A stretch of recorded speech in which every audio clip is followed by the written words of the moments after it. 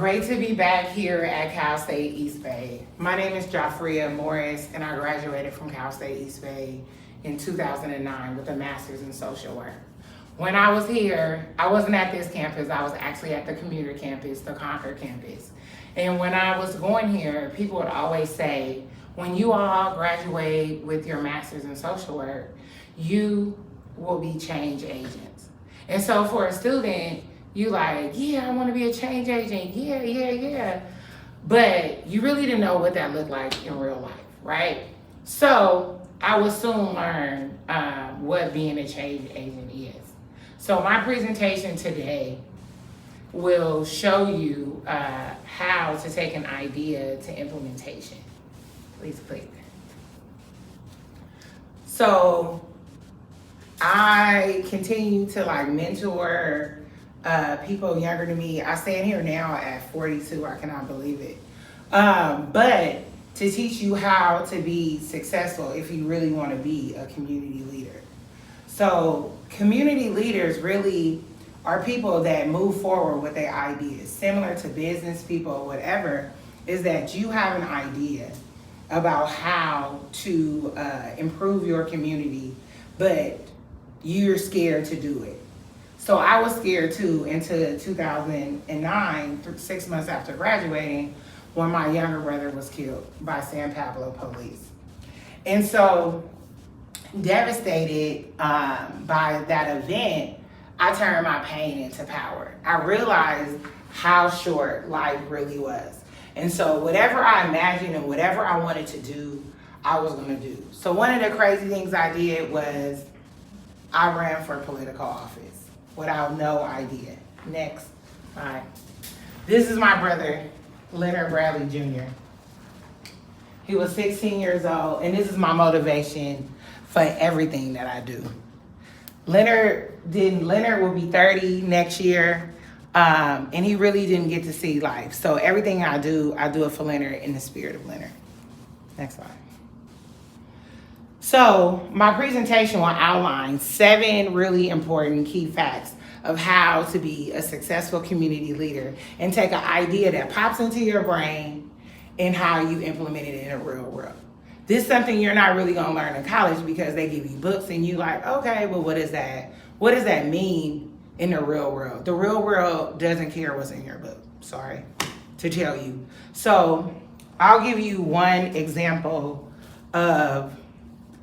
throughout this presentation, I'll give you several examples. But one of the examples that I can give is running for office. So I had an idea to run for office. I went down to the Department of Elections. When I went down to the Department of Elections, they gave me all the forms to fill out. I filled it out. I was my own treasurer. I was my own everything. Campaign manager, my own PR team, or whatever. And I invested $5,000 of my own money into my campaign. And I got 288 votes. Now, you might be like, what a waste of $5,000. But what that did was catapult me into neighborhood politics in San Francisco. So San Francisco has a budget of $13 to $14 billion. So anybody that has leverage with voters and people, you begin to elevate in the city if people know. So with 288, I could say at least 288 people believe in me. We've had 2 district elections won by less than 200 votes. So think about 288. So the next thing is you have to write your idea down immediately. It has to manifest into the universe. I came out of City Hall one day doing some racial equity work, and I saw we were lighting the City Hall up for domestic violence. Today, this month of October is Domestic Violence Awareness Month. I didn't see any African Americans, and I was like, I know this impacts my community. So I created a video, me and my sister, called Black Women Will Vote. And from that video, it spanned off into a nonprofit. So I'm telling you is that running for office or starting your own nonprofit is just an idea. So I wrote it down. I started researching. I realized when you talk about my domestic violence organization that San Francisco had Asian, women domestic violence. They had La Casa de las Madres domestic violence, and they had other ones, but nothing that targeted African American women. Then I started looking throughout the state, and it was nothing that was intentional for African American women, so that's what made me do the video. Next slide. So I'm gonna just give you, so these are examples of how to take your idea and make it real. So one of the things in your idea is you need to determine, do I need to do a rally? So when you're on college campuses, it's easy to say, oh, come to the quad and whatever and get like 10 or 50 people. It's the same thing when you go to the real world. Is that you try to find synergy in people that have ideas like you. So either you organize a rally at City Hall, you write up a resolution, and you go to every supervisor, every city council member, and you try to lobby your idea with them. So for me with domestic violence is that I put out a video, and then I started sharing my video with everyone in domestic violence. The people featured in my video were domestic violence subject experts that continue to share the message. I created a press release and then got a newspaper article written about my organization. Then I said, we started a GoFundMe. We started crowdfunding.